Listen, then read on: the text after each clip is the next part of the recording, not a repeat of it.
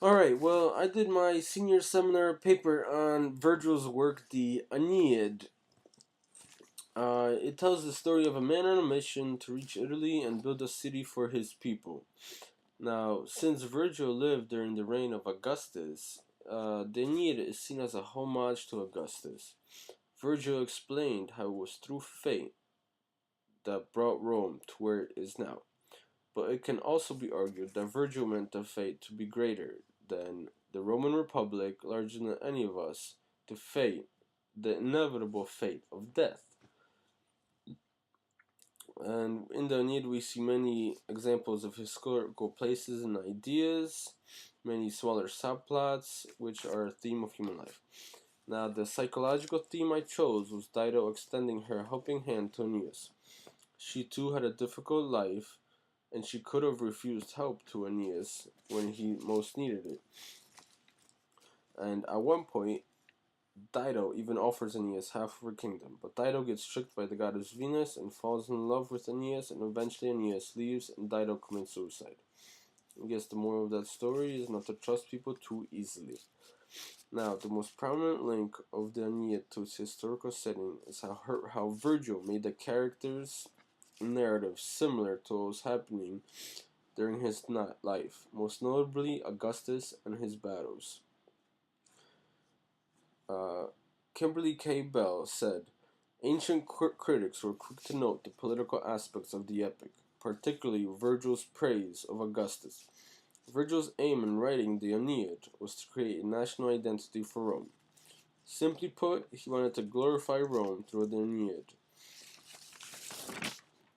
Uh, Also, Vergil reminds his readers throughout the Aeneid that what they are reading has a link to history by referencing historical places such as Italy, Rome, Libya, the Tiber River, and many others.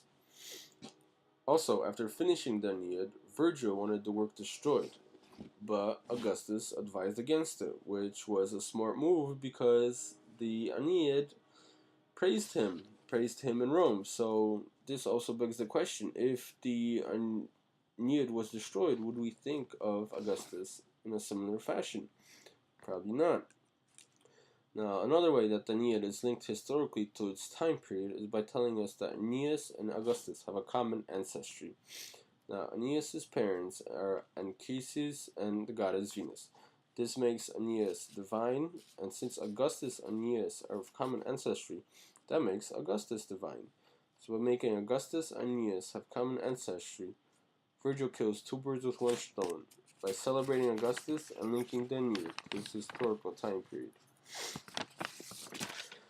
Now, a major religious theme in the Aeneid is the idea of fate. That it was because of divine guidance that Rome was great. But maybe a second idea of fate could be seen as a universal fate, the fate of death. Maybe Virgil wanted to remind everyone of the inevitable fate awaiting everyone. In the Aeneid, we have references to Aeneas' fate, but this could also be seen as the inevitable fate of death. At one point, Aeneas tells his crew their fate holds out a homeland calm at peace. And he's talking about founding his city, but this could be seen as the homeland of the afterlife where it would be calm and peaceful. And in the Aeneid, the gods understand that they cannot stop Aeneas from fulfilling his destiny. And that's like the same thing where nobody can stop, none of us can stop the inevitable from happening, you know? Now, the piece of artwork I chose is titled Dido Resolved by David Lagore.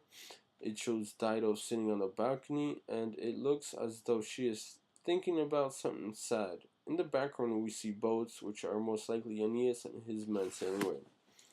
And the work from modern time, which can be said to share a similar theme with the Aeneid, is a book by Hermann Hesse, The Steppenwolf, which is one of my favorite books, by the way. It's a story of a man depressed because he cannot find happiness, but eventually he meets a woman who turns his life around. Now, they're similar in a sense because we have Aeneas, who is lost, looking for his homeland, and Harry Holler, the main character of the Steppenwolf, who is lost in his mind, looking for happiness. Both men's destinies could be said to be that of finding their ways in the world, and they both achieve it. The way these stories are different is that Aeneas is fighting an actual war, while Harry Holler is just at war in his mind. Alright, so thank you, and goodbye.